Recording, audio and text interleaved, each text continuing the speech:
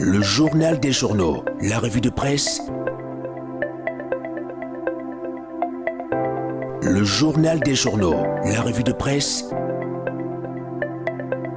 Avant de refermer cette édition, allons également dans les colonnes des journaux. Voici maintenant la revue de presse de ce matin. Marcelin Niébé, bonjour.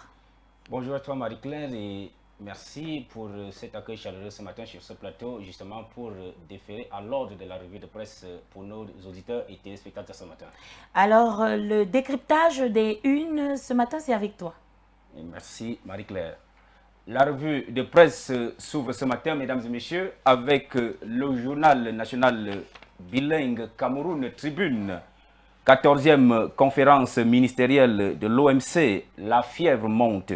Tel est donc le titre qui barre sa grande une.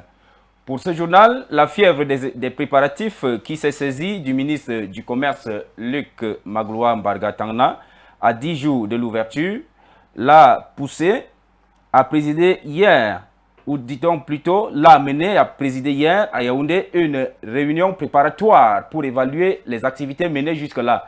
Il s'est également entretenu par visioconférence avec la directrice générale de la dite organisation et les ministres impliqués. C'est à lire à la page 9 de ce journal. Une information qui fait des heureux ce matin, c'est avec le quotidien Eco News qui titre « Accès à l'eau potable ». 80 000 nouveaux foyers bientôt raccordés au réseau. C'est une annonce de Camwater sous la houlette de son directeur général Blaise Moussa, à retrouver dans les pages 10 et 11 du journal. Poursuivons cette revue de presse avec le journal Défis actuels qui titre Albert Léonard Dikoumé, la guerre en Iran pourrait obliger le Cameroun à arbitrer entre hausse des prix à la pompe et subventions. L'expert des questions pétrolières entrevoit cette hypothèse pour juguler la crise en vue des hydrocarbures. L'œil du Sahel, pour sa part, crie à l'extorsion et au terrorisme ce matin en titrant « Au mai, 150 millions de francs CFA exigés aux familles de 2 otages ». C'est en page 3. Parlement, session sous haute pression. Tel est le titre à la une du Tri-Hebdo, La Voix des jeunes.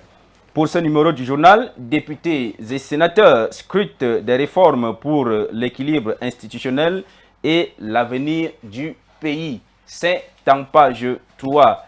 Le journal Le Messager, pour refermer donc cette revue de presse, titre ce matin « Policiers et réseaux sociaux, stopper le buzz ». À lire à la page 2 de ce journal. Marie-Claire, c'est tout pour ce qui est de la revue de presse ce matin. Merci Marcelin Niébé. Mesdames, Messieurs, c'est la fin de ce journal matinal. La revue de l'information sur Vérité TV, Success Radio et nos plateformes digitales.